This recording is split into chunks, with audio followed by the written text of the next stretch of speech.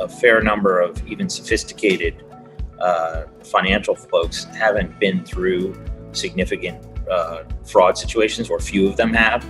And I think seeing a case study like this is really helpful because it gives them some indication of what it could look like in the real world. And I think it helps everyone do their job better. You've got a very well thought out case. It's got some great real life issues on it.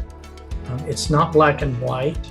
And I think when you get people from different perspectives, I think you're going to see the mix and the challenges of coming up with the answers and the right solutions. It highlights the importance for each person to have a critical role. So everybody needs to maintain professional skepticism, and the auditor needs to maintain professional judgment in figuring out the next steps in an area that is not clear cut. And so I thought that really led to a lot of good dialogue between participants.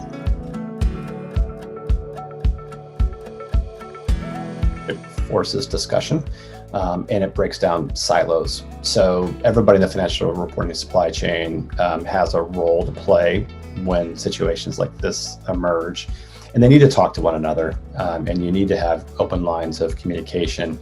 And by talking to each other and understanding how different people think about the risks, think about the impacts, and the responses to handling situations like this is extremely valuable. I can see this, this playing out inside of a company and all of the things that are going on within that case study. So that to me is what makes it really good, is that you can have some great discussion. You can see different viewpoints based on, for example, whether you're on the board of directors, you're a C-suite, you're in financial reporting, you're in operations, you're in public accounting, you are a forensic expert, or you're in academia. I think there's a lot of different cultures that can see that it's not a simple solution.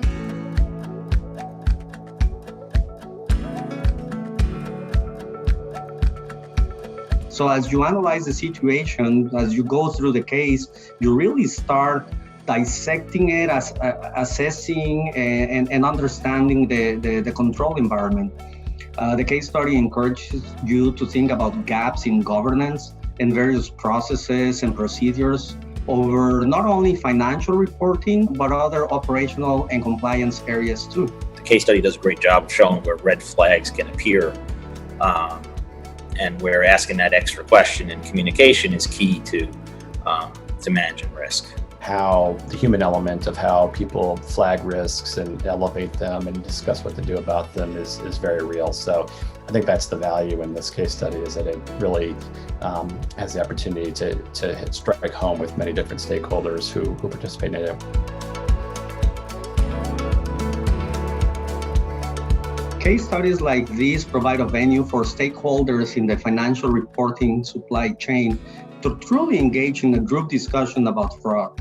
This is critical because they help participants better understand factors that create or augment fraud risks and what can be done to mitigate such risks. At the same time, participants practice having those difficult conversations about fraud within an organization.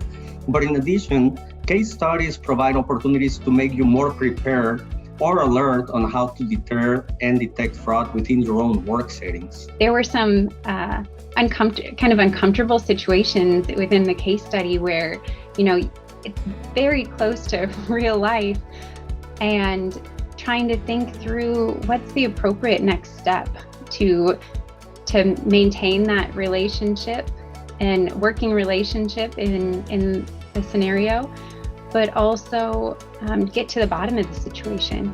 And I think that is just the beauty of this case study, is how closely it mimics real life.